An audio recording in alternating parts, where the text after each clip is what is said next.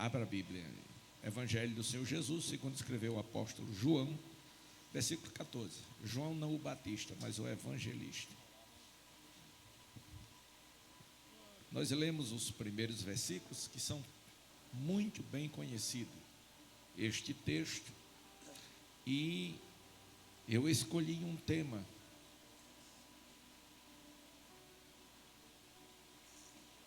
E eu fiquei pensando se pregaria sobre esse texto ou não, dado a simplicidade dele. Parece um texto mais para novo convertido. Mas lutei com Deus e não veio outra coisa, a não ser essa mesmo.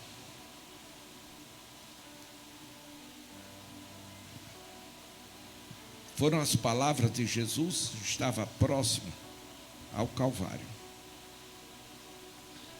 O salmista, deixa aí marcado e vá para o Salmo 15. O salmista, no Salmo 15, eu não falei o tema. Meu tema é o caminho para o céu. Diga comigo, o caminho para o céu. Ok. No capítulo 15, o salmista disse o seguinte: Senhor. Nesse capítulo, ele fala sobre o verdadeiro cidadão do céu. O verdadeiro. Eu gosto muito dessa expressão, verdadeiro. Quando normalmente ela aparece, é porque existe um que não é verdadeiro, é o falso, né? O que parece ser, enfim.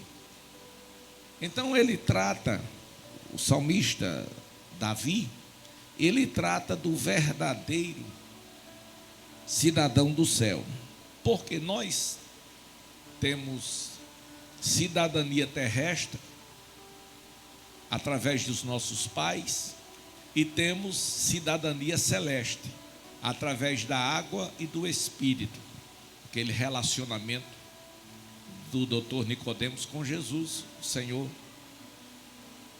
dá uma ideia disso aí. E ele disse: Senhor, uma pergunta: quem habitará no teu tabernáculo? Ou seja, quem vai morar no céu? Quem morará no teu santo monte? E ele começa a dizer as características de uma pessoa que vai morar, de um verdadeiro cidadão do céu. Primeiro, no versículo 2, ele diz: aquele que anda em sinceridade. Então, para morar no céu, tem que andar na terra em sinceridade. Número 2, aquele que pratica a justiça. Número 3, aquele que fala verazmente segundo o seu coração. Número 4, aquele que não difama com a sua língua. Língua é uma coisa terrível. É o órgão mais perigoso do corpo. Aquele que não fala, não faz mal ao seu próximo. Isso não é uma prática de um cidadão do céu, falar mal do seu próximo. E hoje está aí as redes sociais, né? Que muitas pessoas, até da igreja, são tentadas a falar mal da vida alheia, de detonar, de prejudicar, enfim. Aquele que não aceita afronta contra o seu próximo. Versículo 4, a igreja agora.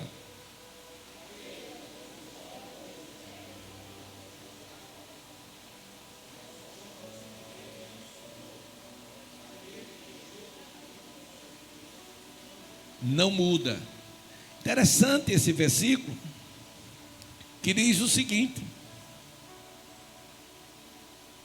que aquele cujos olhos é réprobo é desprezado, mesmo sendo desprezado, mas honra os que temem ao Senhor.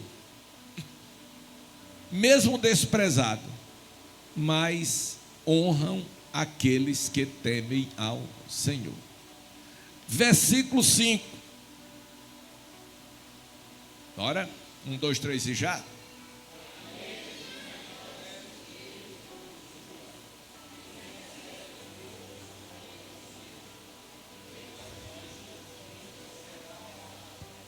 Irmãos, pergunto eu, emprestar dinheiro a juros é pecado? Sim ou não? Olha a dúvida. Não é pecado. É pecado emprestar com usura. Qual é a diferença? A diferença é simples. Por exemplo, a taxa de juros de um banco, ela gira em torno... Não. O especial é 8%, mas a pessoa não vai escolher o mais caro, vai escolher o mais barato. Depende da cabeça de quem precisa. O especial é 8%, usando o especial. Glória a Deus, usando o especial é 8%. Mas vamos dizer 10% no cômputo geral. Então, vem o agiota, ou o irmão, e vê o outro com a corda no pescoço, morre, mas não morre. Aí ele diz: olha, irmão, qualquer coisa me procure. E o coitado está morrendo, aí vai o quê? Diz: não, tem aquele irmão que ele pode me ajudar. Não, ele não vai lhe ajudar, ele vai lhe esfolar. Aí vai lá: olha, irmão, ele diz: olha, irmão, mas eu empresto, agora eu empresto a 20%, 25%. Mas o irmão quem sabe? O senhor deixa o seu cartão aqui do INSS comigo, para garantir, e se ele pegar, o aposentado pegar pelo INSS, ele vai ter um jurozinho aí de 3%, 4%, né? Por aí. Então isso é dinheiro com usura. Por exemplo, o irmão tem um cheque especial. Ele paga no cheque especial 8% ao mês, se ele usar. Mas ele não precisa usar, graças a Deus, a vida dele é próspera, é abençoada. Aí o irmão está precisando. Ele pode tirar do cheque especial e emprestar ao irmão. Aí ele diz: olha, irmão, eu não tenho não, mas eu consigo. Então, o senhor vai me pagar 15%. Isso é usura. Agora também não pode fazer como um irmão fez comigo e com o Hernandes, não é? Queridos, os senhores são aposentados, arranje aí uns empréstimos para mim, que eu estou morrendo e isso aí vai acabar comigo se eu não conseguir. E a gente acreditou e emprestou o irmão até o milênio.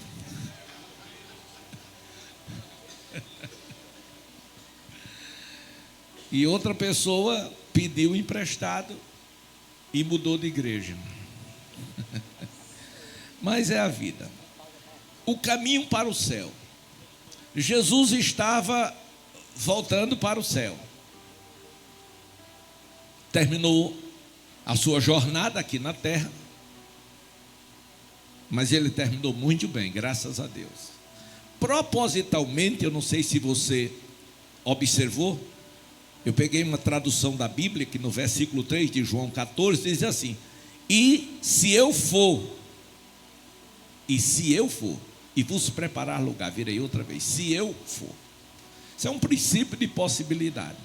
Jesus tinha dúvida acerca de ir ou não ir? Claro que ele não tinha dúvida. Mas por que ele colocou se eu for? Ele estava mostrando o seu lado humano. Como homem, havia sim uma possibilidade de ele pecar. Sim ou não? Sim, por quê? Porque ele era homem. Se Jesus não tivesse nenhuma possibilidade de pecar, porque se ele pecasse, ele não voltaria para o céu, porque ele se fez carne. Havia possibilidade? Havia sim. Então ele mostrou um princípio de possibilidade. Então, por exemplo, eu vou para o céu. Tem mais alguém aqui que vai para o céu? Tem certeza disso? Tá certo. Eu vou. Que o diabo queira eu vou, que não queira eu vou. Agora, há um princípio de possibilidade de eu não ir. Sim ou não? Sim. Se pecar, acabou-se, não vou.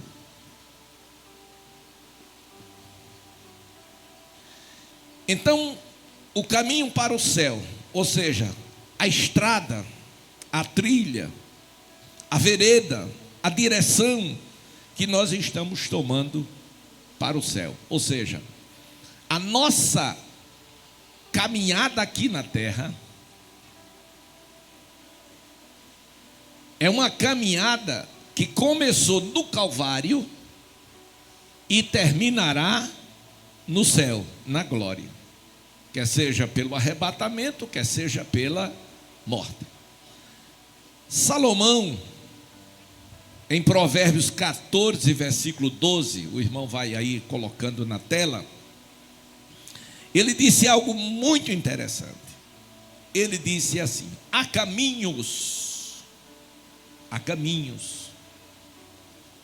que ao homem parece direito,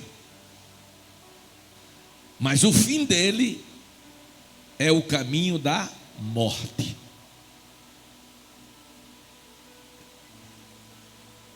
E obviamente ele não está falando de morte física, mas de morte eterna. Quais são os caminhos que parecem direito? O caminho das boas obras.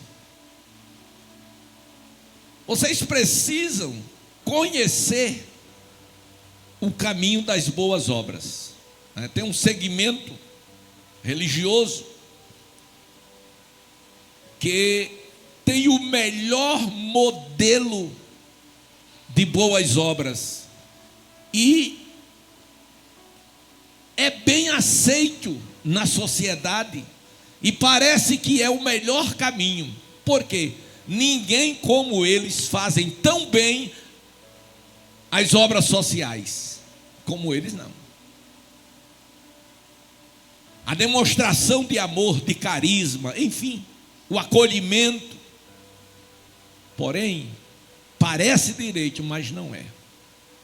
Outro caminho, o caminho da religiosidade. Pessoas boas, ordeiras, amorosas, que estão ali envolvidas e na prática da sua religião, falando do amor de Deus. Então é um caminho da religião. Parece ser o caminho certo, mas o fim dele é a morte. E tantos outros caminhos, como o da filosofia e tantas outras coisas. Porém, o fim dele é caminhos de morte. Êxodo capítulo 18, versículo 20, por favor. Em Êxodo 18 e 20, nós temos o conselho do sogro de Moisés, a saber, Jetro o Reuel. Jetro o Reuel. Ele viu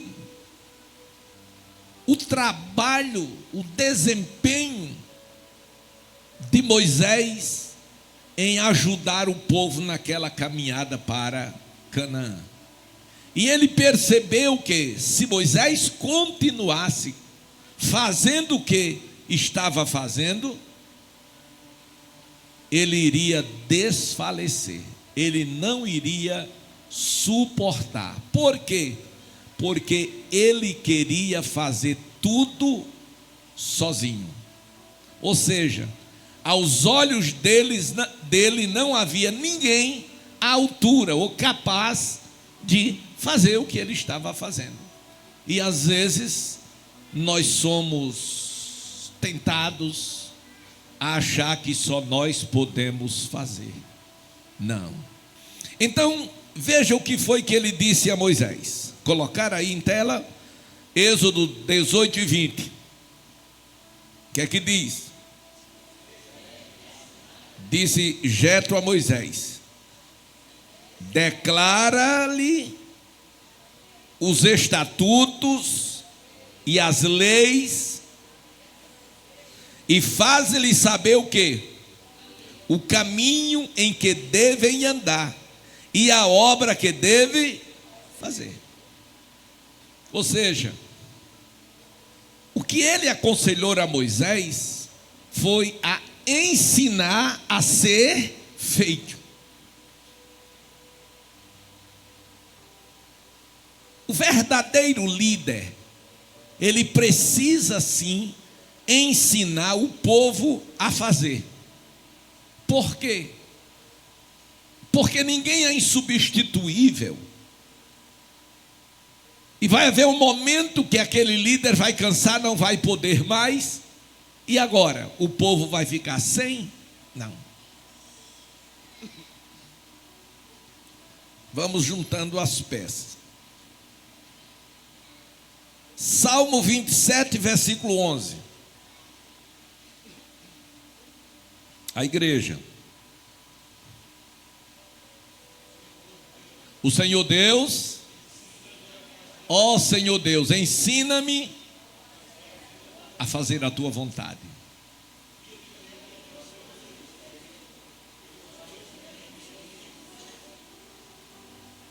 O que é que o salmista está dizendo? Pedindo a Deus que Deus ensine ele o quê? A fazer a sua vontade, a vontade de Deus.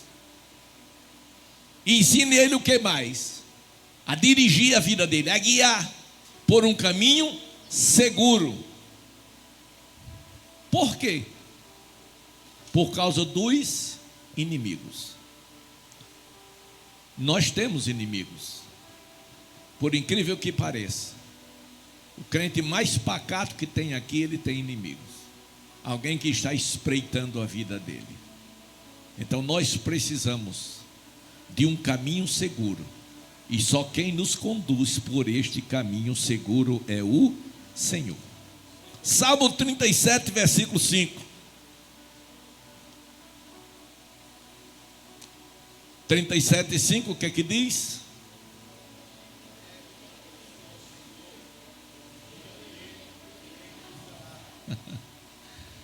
Cadê o moço lá dos botõezinhos? Vamos lá, outra vez. Colocou? Colocou não. 37, 5. 1, 2, 3 e já.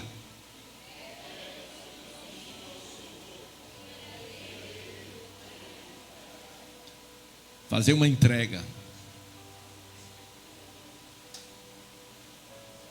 Aleluia. Jesus disse: não se turbe os vossos corações. Creiam em Deus. Em outras palavras, acredite, tenha fé. Acredite em Deus. E acredite também em mim. Por quê? Porque ele era homem.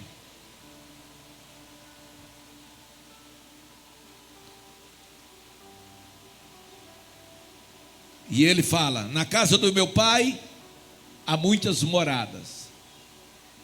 Primeiro, o povo tinha que absorver a ideia de que ele verdadeiramente era filho de Deus. Em segundo lugar, tinha que acreditar que o que ele estava dizendo era verdade. Que ele disse que ia preparar a casa no céu. O que é que a mente humana pensa? Inclusive teve uma época dessa que apareceu até nos jornais, né, que tinha Pessoas vendendo terreno no céu. Então, esses pensamentos seguramente passaram na mente deste povo há 2000 anos atrás. Como preparar casa no céu? E no céu tem casa.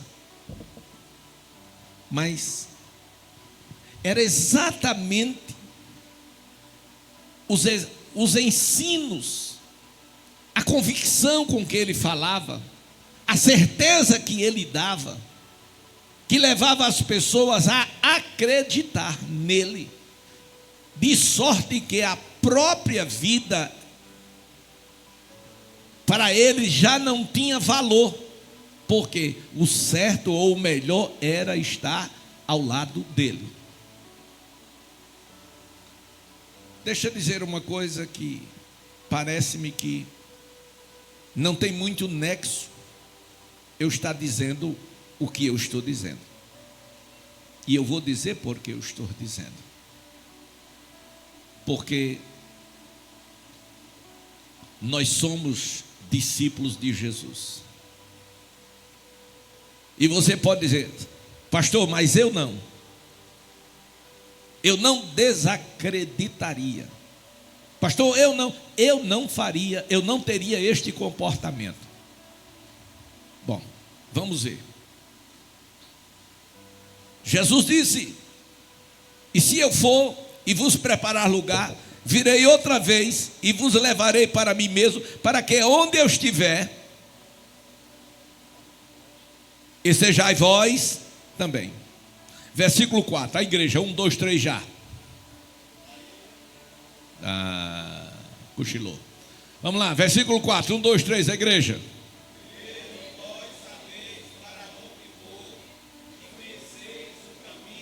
Isso aqui eu já falei uma dezena de vezes. Jesus estava falando com quem? Com quem? Com os seus discípulos. Ok? Ok. Quem é discípulo de Jesus aqui? Muito bem.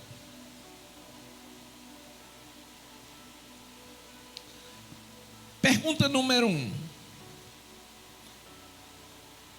De mim para você.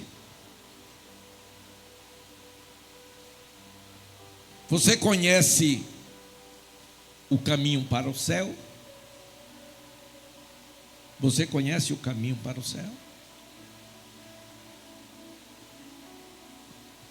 A irmã balançou a cabeça. Eu conheço. Ótimo. A segunda pergunta. E você está andando neste caminho? Se você conhece o caminho e está andando neste caminho, certamente você chegará no céu. Através de quem? De Jesus. Somente de Jesus. Veja para mim, por gentileza, Atos 4 e 12. Em nenhum outro a salvação. Por quê?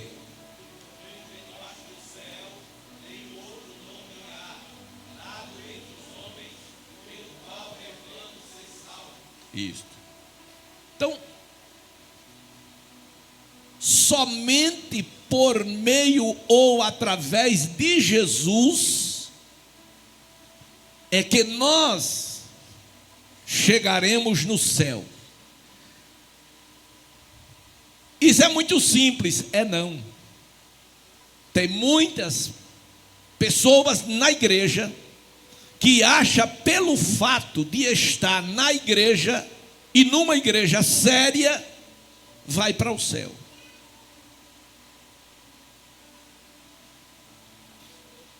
E isto não é uma verdade absoluta.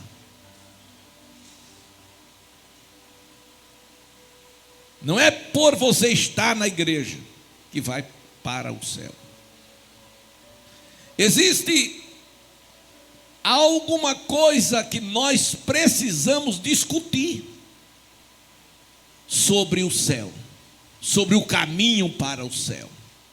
Veja só, quando Jesus disse: para onde eu vou, vocês sabem o caminho. Versículo 5: um discípulo, um homem que andava com Jesus, seu nome, Tomé. O que foi que Tomé disse ao Senhor? O que foi que ele disse? Nem sabemos para onde tu vais, e nem conhecemos o caminho. Isso era 12, irmão. Mas Tomé, pastor, Tomé é um incrédulo. Veja o que ele fez lá na frente. Quando Jesus apareceu no culto, ele nem foi mais para a igreja, depois que Jesus saiu de cena. Nem foi mais para a igreja. Ficou crente em casa, só absorvendo as informações da igreja, procurando saber. E lá, como é que foi o culto? O culto foi muito fraco, pastor. Mas foi Tomé, tudo bem. Versículo 8. Filipe, discípulo também. O que foi que Filipe disse? Senhor, mostra-nos o Pai, que isso nos basta. Ou seja, tudo quanto Jesus ensinou durante 3 anos e 6 meses, ele não absorveu nada. Jesus e os seus ensinos não foram suficientes para Tomé conhecê-lo, saber o caminho. Vamos mais para frente. Versículo 22. Vamos lá, igreja, 1, 2, 3 e já. Disse-lhe quem? Judas. Não era o Judas o Iscariote, era o irmão de Jesus. Senhor,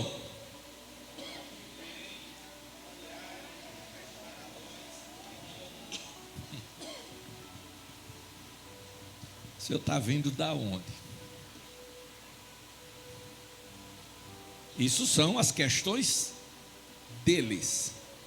Depois vamos ver as respostas de Jesus para entrar na mensagem. Bom, isso foi Tomé, um discípulo de terceira categoria, um Filipe de segunda, quem sabe, e um Judas de segunda categoria. Mas que dizer do apóstolo Pedro?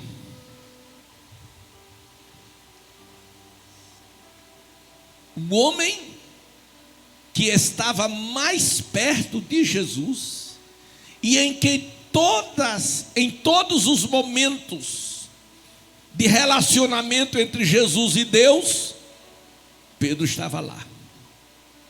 No Monte Tabor, Pedro passou a noite lá com Jesus. No Getsêmani, Pedro estava lá com Jesus. Mas vamos ver o nosso irmão Pedro. Mateus 26 e 51.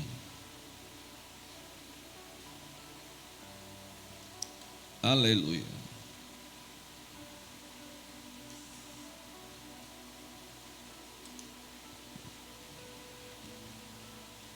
Aleluia. Vamos lá.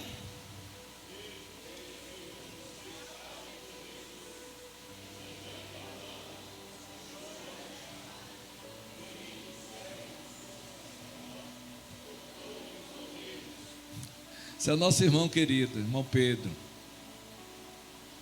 Jesus estava no Getsêmani. A hora era chegada. Os 11 estavam com ele. Judas não estava. Os 11 estavam com ele. E agora Pedro estava também.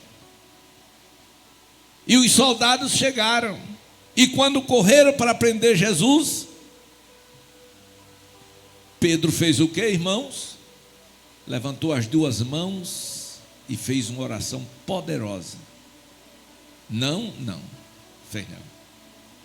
Ele puxou uma espada. Ele não tomou uma espada de um soldado. Ele puxou a espada dele. Tem crente assim, irmão, que anda armado. Para se garantir. Tem sua espada, qualquer coisa. Outros têm uma pistola, qualquer coisa sai na bala. E outros não tem a espada, nem não tem a pistola, mas tem a língua, qualquer coisa.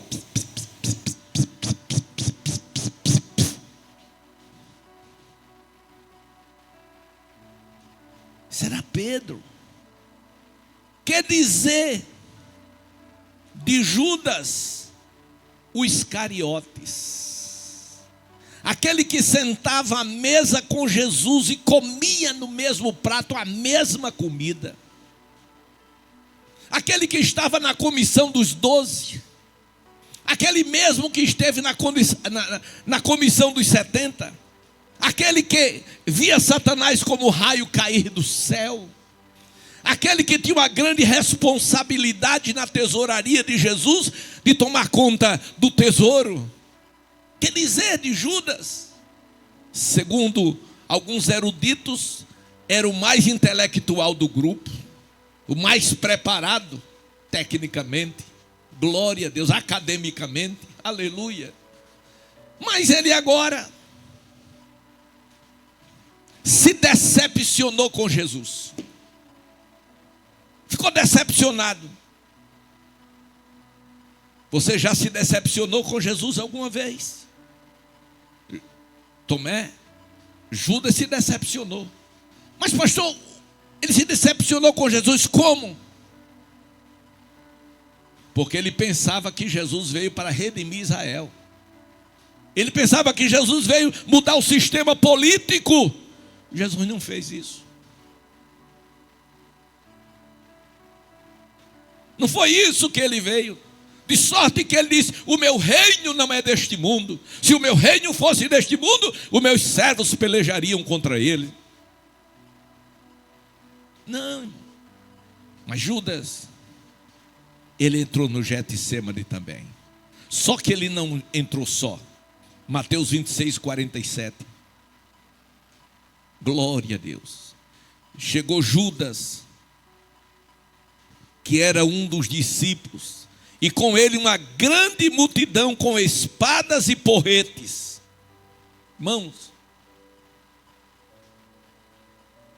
como é que um homem como Judas, como é que um crente como Judas, pentecostal, na igreja, ele entra no Getsêmani com uma grande multidão, tudo armado de porrete, para pegar quem? Jesus, que era manso e humilde de coração. Não precisava nada disso. Era simples. Mandava 2 pessoas lá: Jesus, nos acompanhe até o Sinédrio, que tem uma causa aí do Senhor para ser julgada. Ele mesmo podia ir levar. Mas não, covardemente, ele leva uma multidão. Ou seja, ele resolve fazer algo que deu um grande escândalo, para prejudicar a obra. Tem pessoas assim, que não vêm conversar, vai para as redes sociais, vai para a internet, e detona tudo e todos, mentindo, por causa de dinheiro, para usurpar. Aleluia, glória a Deus. Não está preocupado com sentimentos. Não, aqueles homens, irmãos, eles tinham famílias, tinham esposas, tinham filhos, tinham amigos, e saíram todos correndo. Pedro não, que foi lá, pegou a espada e disse: vou acabar com tudo aqui. Se Jesus não para ele tinha levado pelo menos uns 10. Arrancado o fato ali e deixado ali mesmo. Mas Jesus disse: não, Pedro, quantas vezes eu lhe ensinei a puxar a espada, a brigar? Não, meu irmão, isso não. Isso não é isso não. A nossa luta não é contra a carne, nem contra o sangue, mas contra principados e potestades nas regiões celestiais. Porque nós suportamos tantas afrontas, porque nós suportamos tanta calúnia, porque nós sofremos tanta dor com pessoas assim, com este espírito de Judas, para não trazer escândalo para o reino. Glória a Deus. Glória a Deus. E agora Judas vai até aonde Jesus estava, porque estava lá 11. E os soldados, aquela companhia, não sabia quem era Jesus. Só Judas sabia. Aí Judas foi até a Jesus. E quando foi se aproximando de Jesus, Jesus olhou dentro dos olhos dele. Se fosse alguém temperamental, que não é o meu caso e o caso de muitos, mas tem alguns irmãos com sangue no olho, dizer: o que é que você quer, bandido? Caba sem vergonha, não é assim? Não, Jesus disse: amigo, a que viestes? Sabe o que isso significa? A piedade que Jesus estava tendo por ele. Porque na verdade o prejuízo não seria para Jesus, porque para isso ele veio. Seria para o próprio Judas e para o reino. Ele diz: amigo, era a última oportunidade. Naquele momento Judas tinha que ter caído de joelhos, arrependido e pedido perdão e pedido misericórdia. Porque está escrito: bem-aventurado, disse o Senhor, bem-aventurados misericordiosos, porque eles alcançarão misericórdia.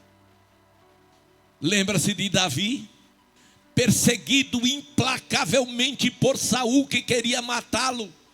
E o motivo de Saul querer matá-lo é porque ele entendeu que Davi seria o novo rei de Israel, e ele não aceitou isso.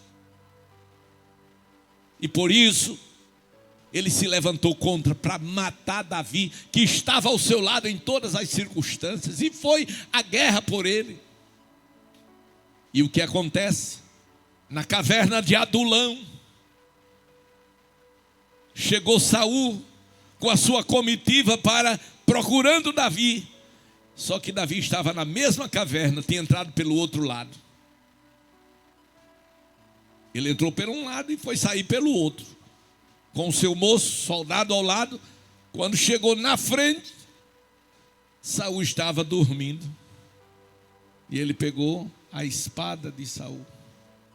E o seu moço diz: olha aí, Davi, Deus entregou o teu inimigo nas tuas mãos. Pode acabar com ele, está resolvido o problema.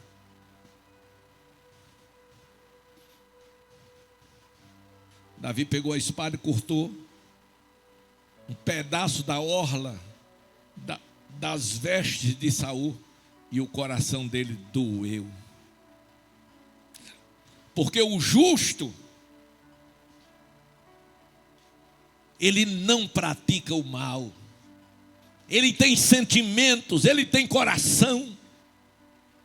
O ímpio não. Minha mãe dizia: meu filho, tem gente que não tem coração, é só tripa. É o ímpio, tem coração não, irmão.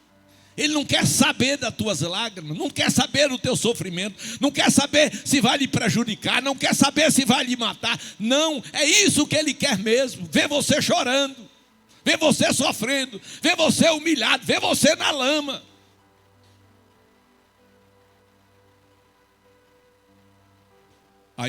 Aí Saul, Davi quando cortou, aí o coração dele doeu. Ele fez: longe de mim de pôr as mãos no ungido do Senhor. E olha que Saul já estava desviado. Mas Davi reconheceu a unção que estava sobre ele, que foi Deus que ungiu. Tem pessoas que não têm escrúpulo, que não têm temor a Deus. Pastor e cachorro para ele é a mesma coisa. Faz besteira, diz coisas estúpidas, estupidamente estúpida, que treme a terra, e a gente fica, meu Deus, tenha misericórdia. A Bíblia diz que Deus não terá o culpado por inocente, mas dias menos dia, cada um dará conta de si mesmo a Deus, por tudo quanto tem feito através deste corpo.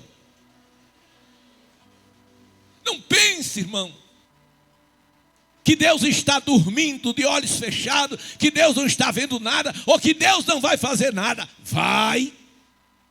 É uma questão de tempo. Sabe por quê? Porque Deus dá tempo, como Deus deu a Judas para ele se arrepender. Porque Judas não começou a fazer aquilo naquele dia, não. Ele já vinha fazendo. E Jesus sabia. Mas esperou tempo, ensinou a palavra, pregou para ele a palavra.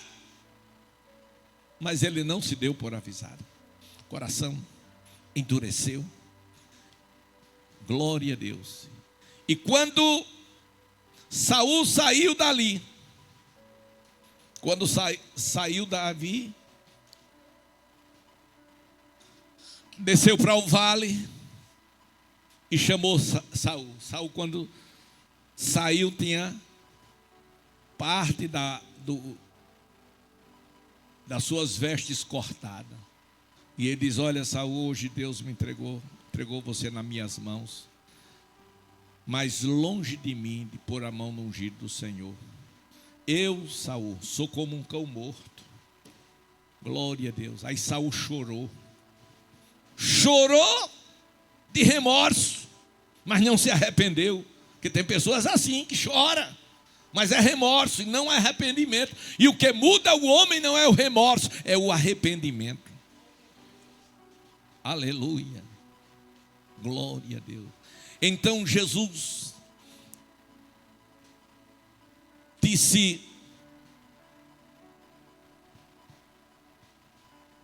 sobre o caminho. Mas ainda não terminou. Veja Lucas 9, 51 a 56. Veja lá. Lucas 9, 51 a 56. Nós vamos encontrar João indo a Samaria com os demais. Jesus também estava lá. Quando os samaritanos perceberam que eles iam a Samaria, eles não quiseram hospedá-los. Disseram não para ele. Deixa eu dizer uma coisa para você no tocante a isso. Estou falando de homens que estavam com Jesus. Judas, tudo bem, mas Pedro e João, aquele que reclinou a cabeça no peito de Jesus. Sabe o que foi que ele disse lá na cidade dos samaritanos? Quando os samaritanos negaram a hospedagem para eles, eles perguntaram a Jesus. Vamos lá? Cadê? Veja aí. Não colocou na tela não. Ali, está ali.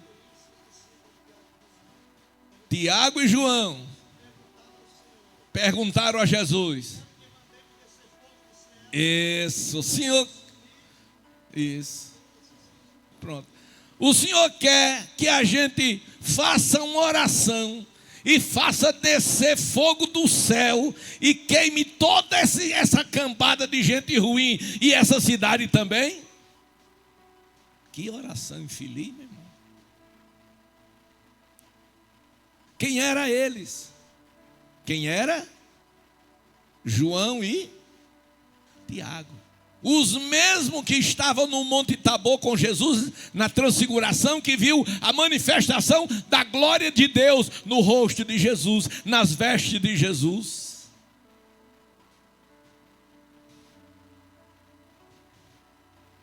Aí eu pergunto, e você? Já sentiu vontade de fazer essa oração para Jeová descer fogo no céu? Senhor,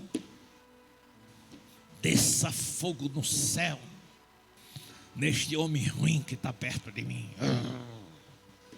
Aleluia. Cadê os maridos? Estão aí? Glória a Deus. Queridos, deixa eu sair para o final, porque se for detalhar isso a gente leva muito tempo. Na verdade é um estudo para 2 horas mais ou menos, não para minutos. Mas eu vou mostrar 3 coisas que você precisa fazer. Antes, porém, eu quero dar as respostas que Jesus deu a Tomé. A Tomé, Jesus disse: Tomé, eu sou o caminho, sou a verdade e a vida. Ninguém vai ao Pai senão por mim. Se vocês me conhecessem, também conheceriam o meu Pai. E já desde agora o conheceis e o tendes visto. Ou seja, está vendo a mim, está vendo o Pai. Disse a Filipe: Senhor, mostra-nos o Pai. Disse-lhe Jesus: Filipe, estou há tanto tempo com vocês, e como você me diz, mostra-me o Pai? Você não crê que eu estou no Pai e que o Pai está em mim? As palavras que eu digo, as digo de mim mesmo, mas do Pai que está em mim e que faz as obras. Crede que eu estou no Pai e o Pai está em mim. Então ele começou a dar uma resposta a cada um. Outro dia,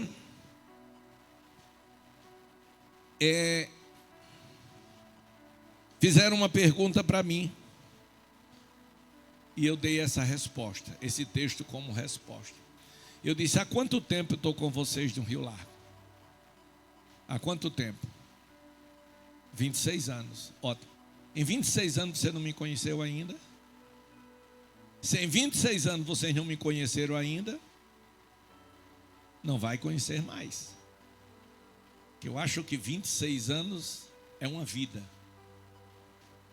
Muitos que estão aqui não eram nem nascidos.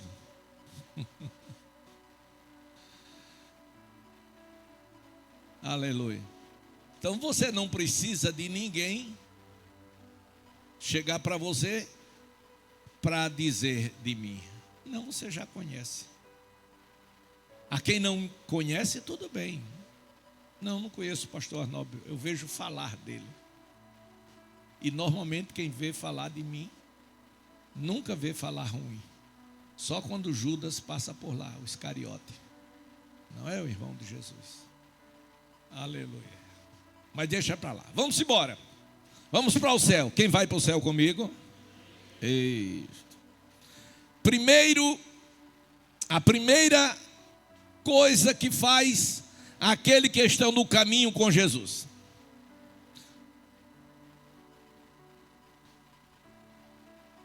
Ele está no caminho da renúncia. Diga renúncia. Mateus 16 e 24. Glória a Deus. O que é que está escrito em Mateus 16, 24?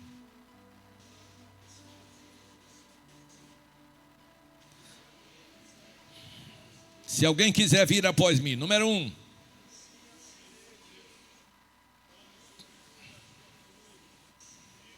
Siga-me.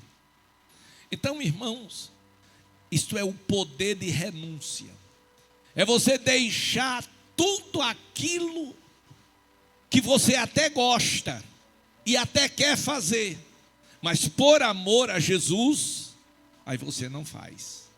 Você diz: não, eu gosto, eu quero, mas isso desagrada ao meu Senhor, e por amor a Ele eu não vou fazer. Há tantas coisas que a gente quer e gosta e a gente não faz por amor a Jesus. Não é assim? Então, esse é o caminho do céu, caminho da renúncia. Esse caminho não é o melhor, mas é o mais, não é o mais fácil, mas é o melhor. Não é um caminho fácil, porque a porta é estreita, o caminho é apertado, né? A gente perde a liberdade de muitas coisas. Glória a Deus. Hoje até que está muito light, mas eu fui de uma época que as coisas eram mais apertadas. E os crentes se submetiam. Por quê? Porque eles queriam chegar no céu. Mas vamos ver Lucas 18.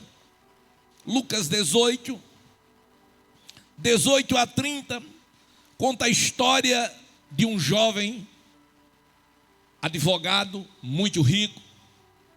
E esse homem foi a Jesus e queria saber acerca da vida eterna.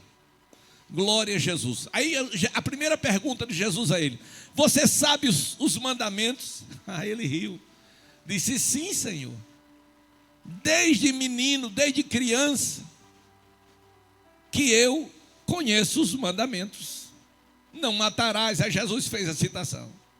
Aí eles tenho feito isso desde criança. Aí Jesus disse: muito bem. O que é que está faltando mais? Jesus disse: falta-te uma coisa. Mas ele não estava na igreja? Estava. Mas ele não cumpria todos os mandamentos? Cumpria. E o que faltava? Faltava algo que ninguém podia ver. E é aí que você tem que se autoanalisar. Faltava nele algo que ninguém podia ver. Por quê? Porque estava no coração. Aí Jesus olha para ele e diz: volte, venda tudo que você tem, dê aos pobres e depois siga-me. Olha para mim agora.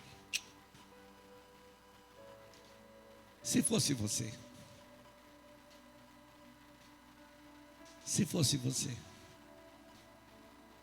você deixaria tudo? Venderia tudo? Daria tudo para os pobres?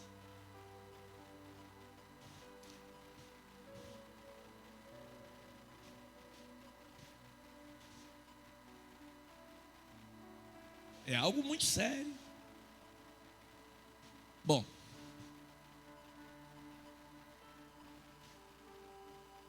assim parece ser algo impossível de ser feito.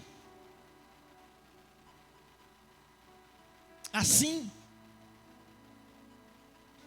eu acredito que nenhum dos que estão aqui me ouvindo teria coragem de fazer, entre aspas.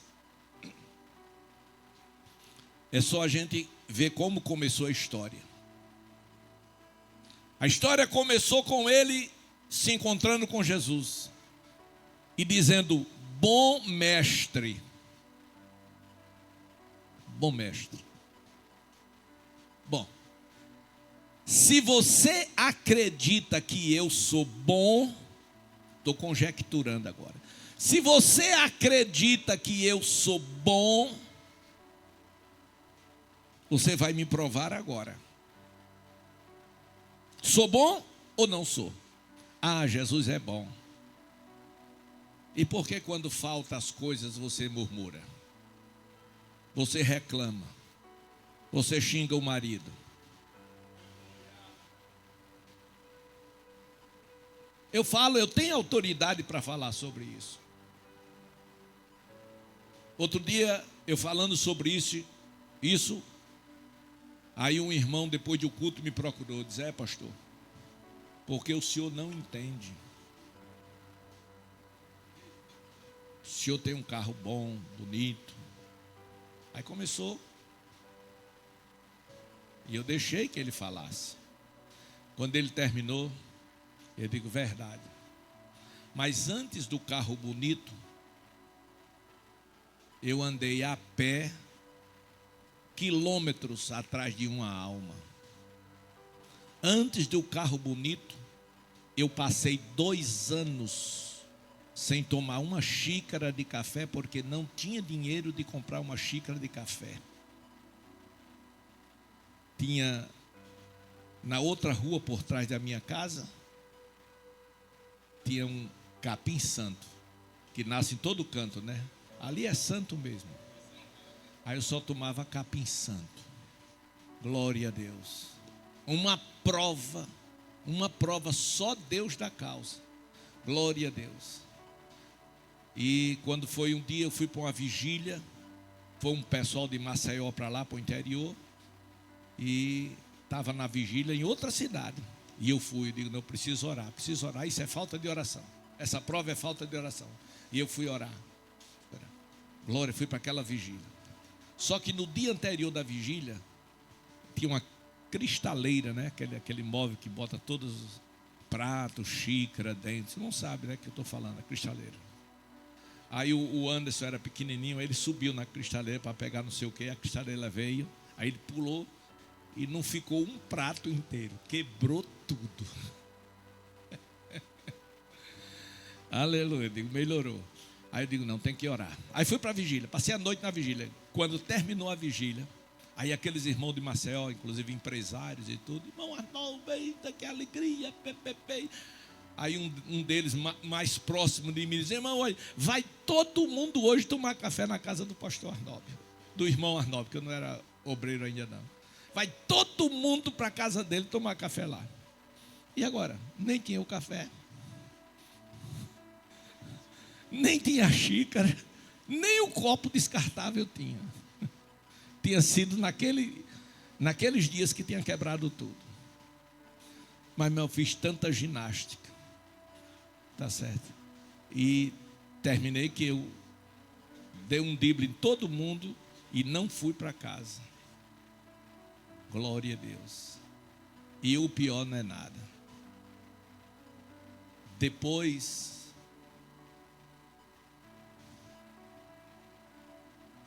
mão mirrada foi o menor nome que eu ganhei. Não teve coragem de dar um lanche a gente. Aí pei. E eu só chorava.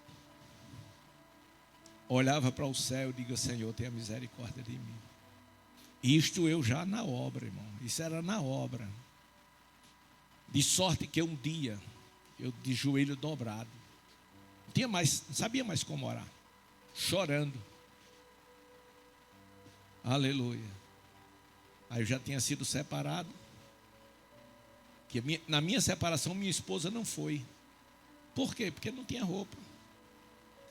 Aí eu dobrei o joelho chorando. Eu digo, Senhor, aonde está a excelência da obra? Porque está escrito, quem deseja o episcopado, excelente obra deseja. Eu chorando, disse, aonde está a excelência da obra? Então, queridos, caminho da renúncia é o caminho para o céu. Número 2, caminho da santidade. Diga santidade. Coloca aí na tela, Isaías 50, 35, 8 a 10.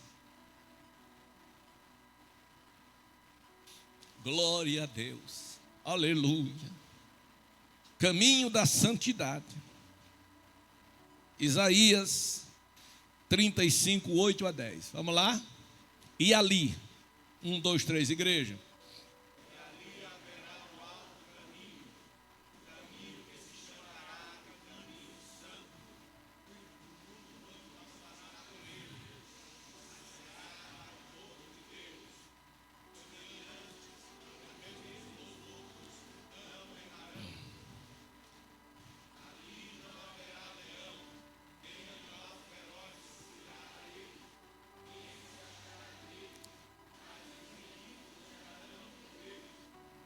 Amém. Quem não passará por este caminho? Vamos lá? Não, volta. Mais um versículo. O imundo não passará por este caminho. O caminho de santidade é o caminho que leva ao céu. E por este caminho anda o justo. Salmo 1, versículos 1 ao 6. Caminho daqueles que são puros de lábios. caminhos daqueles que aborrecem o mal, caminho daqueles que ama o bem. Está escrito: aborrecei o mal e amai o bem, e estabelecerei o juízo na porta. Este é o caminho que a igreja, que o salvo, ele anda por ele. E para concluir, o caminho da vitória. Provérbio 31 e 31 diz: o cavalo prepara-se para a batalha, mas a vitória vem do Senhor. Aleluia. A Bíblia fala do alto caminho dos retos. Provérbio 16 e 17. O alto caminho dos retos é desviar-se do mal, e o que guarda o seu caminho preserva a sua alma. Guardar, preservar a sua alma.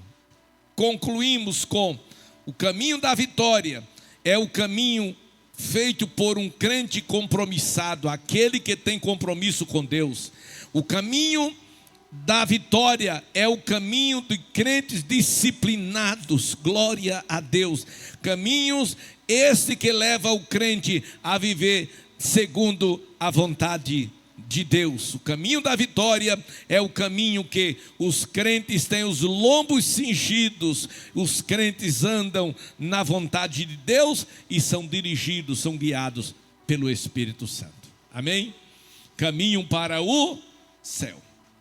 E concluímos com: aquele que diz que estar nele, lá 1 João, devia andar como Jesus andou. Então você se analise, eu faço uma análise pessoal e veja como cristão que você é, como você está andando, como é a sua vida por trás dos bastidores, sua vida pessoal, com a sua casa, com a sua família, com seus filhos, com o seu trabalho, enfim, aonde você está indo, glória a Deus. Como é a sua vida, como é o seu testemunho, de que forma você está andando. Eliseu e Sunem, e ele não estava percebendo, mas ele estava sendo observado. E um dia a mulher disse, chamou o marido e disse: eu tenho observado, eu tenho observado que este homem que passa sempre por nós é o quê? É um santo homem de Deus. Então viva de tal maneira que pelo seu testemunho, pela sua vida, pela sua fala, pelas suas vestes, Deus seja glorificado. Amém, igreja? Fiquemos de pé.